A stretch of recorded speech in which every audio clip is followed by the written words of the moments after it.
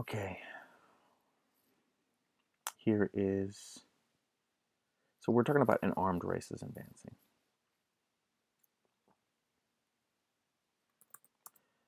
There is a sing-songy feel to these lines, as if the speaker is chanting in a celebratory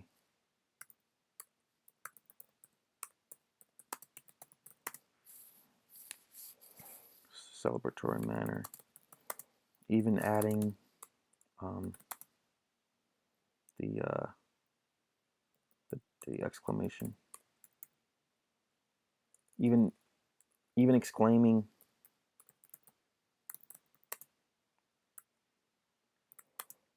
"No turning away," to the Manhattanites.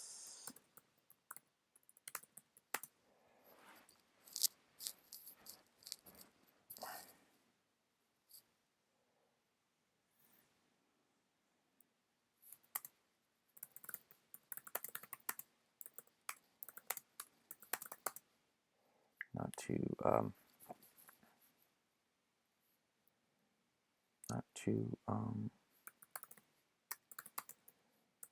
to ignore the reference.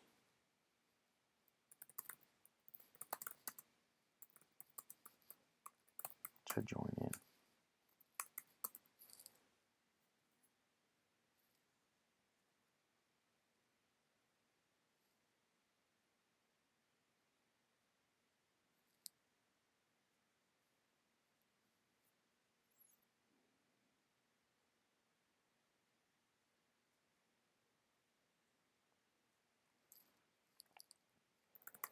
The speaker repeats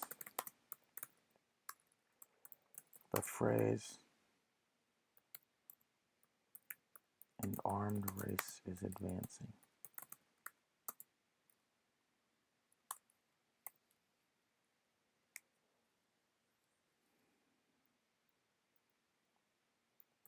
Twice.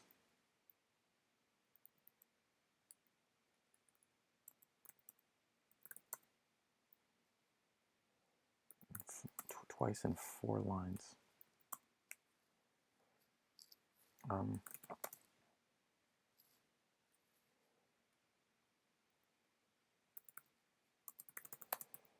Which might mean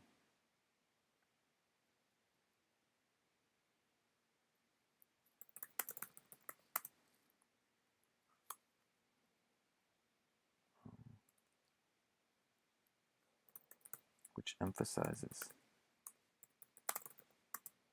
that phrase.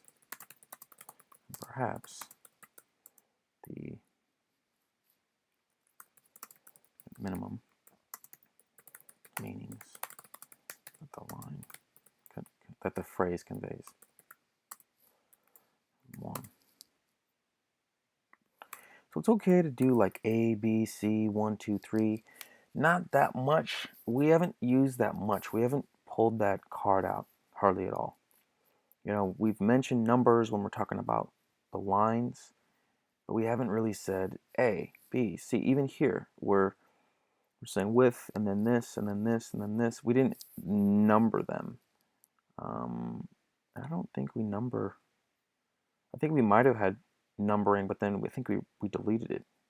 But we'll look back on and see where we're at. But I think we've got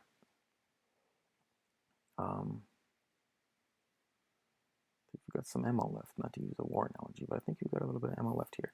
And it also makes it interesting, right? It's not, we're not overdoing it. So I think that the essay could fit this. So twice in 4 lines are that phrase, and perhaps the 2 at minimum meanings that the phrase conveys. Number 1.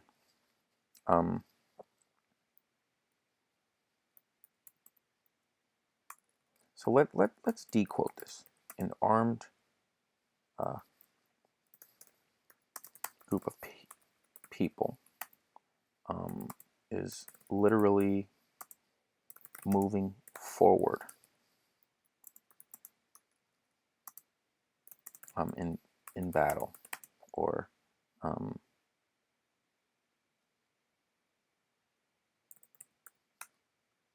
or getting ready to go to battle.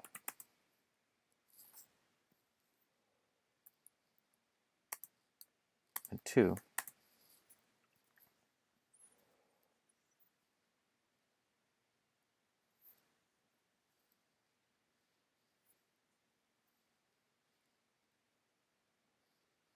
an armed group of people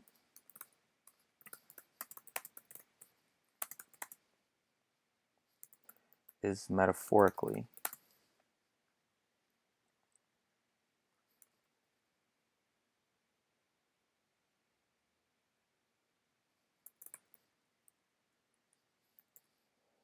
advancing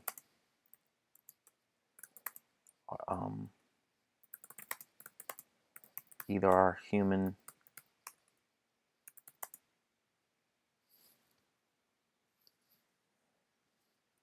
species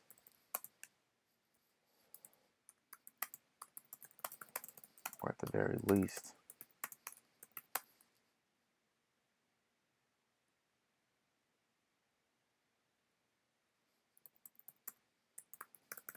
an evolutionary improved manner.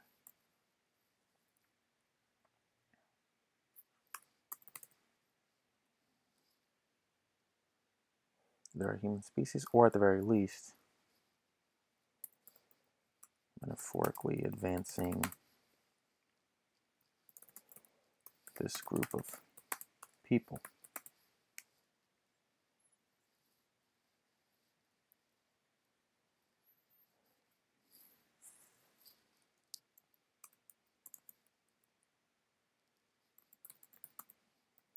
In an evolutionary manner.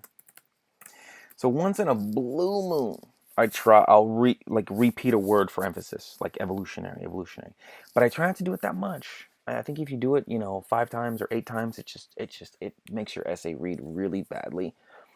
But if you do it like once or twice, really strategically, kind of like how we numbered this, really strategically, I think it could work. I think it could work. Because it breaks up the monotony of just words. It gives you an opportunity to throw in, some numbers. It's just a little bit of creativity, a little bit of, but you're still structured, right? And you're still thoughtful, and you're still making editorial decisions that you think make enrichen and enliven your essay. But obviously, talk to your teacher about, things that they just are not okay with, because I'm sure there's some teachers that would just not be okay with this. Um,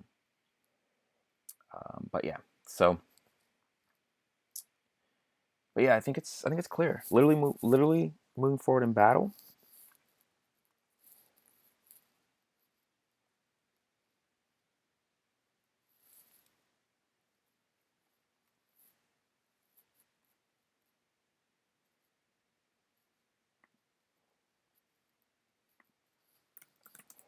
In the streets.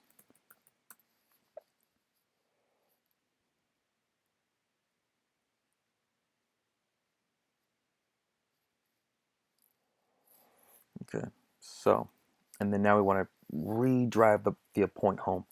Um, um,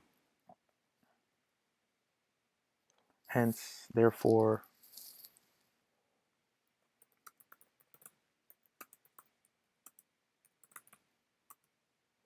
speaker's word choice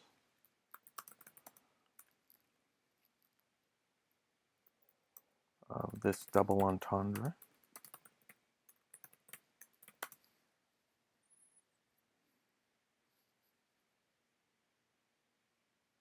So we don't even have to mention word choice. We can say choice.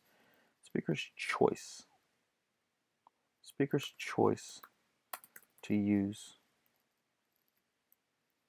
Yeah, we could say decision.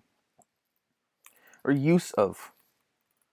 The speaker's use of this double entendre further supports. You want to say supports the argument, or our argument. You want to say further illustrates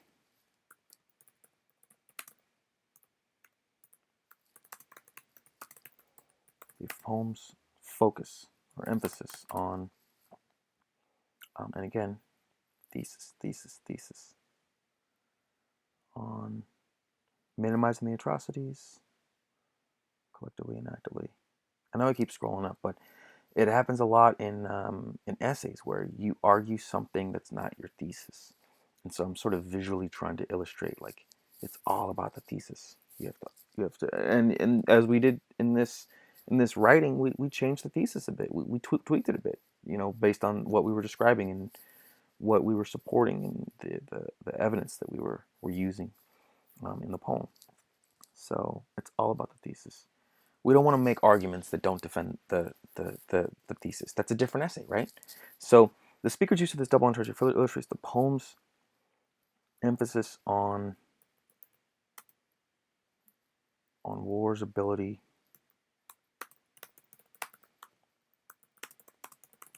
to bring people together.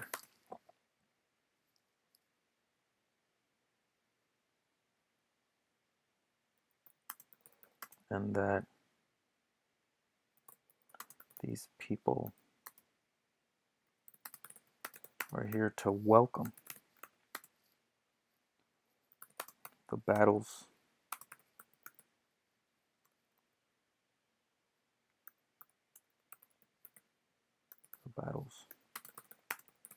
right? The welcome for battle, the battles that are presumably about to be fought during the Civil War. So we haven't mentioned the word Civil War at all.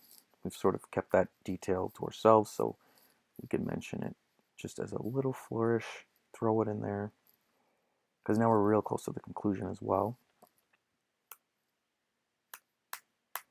Because that's not really the point. The argument that we're making is not that, oh, he's celebrating this Civil War as opposed to other wars. That's not the point. It's the fact that he's just celebrating war in general. And at least with the language, at least with this specific poem, maybe in a different poem, he scoffs at the notion of war. I mean, these authors, like, they change. I mean, they're human beings too, right? So they might write something that's pro-war, and then 5 years later write something that's anti-war. I mean, or pro-Civil War, but anti, this next war. So, we want to stay focused on this specific content. And yeah, so that's the intro paragraph and the body. Let's look at how long it is. It's 1, 2, 3, 3.5 pages. So yeah, we're at about 7. I think we'll probably be at around 8. Because the conclusion is going to be about half a page, and then we'll double space, and then we'll see where we're at. We'll probably be around 7.5 when we finish. Anyways, thank you guys for your patience. I think we'll have 1 or 2 more videos, and then we should be done. Thank you.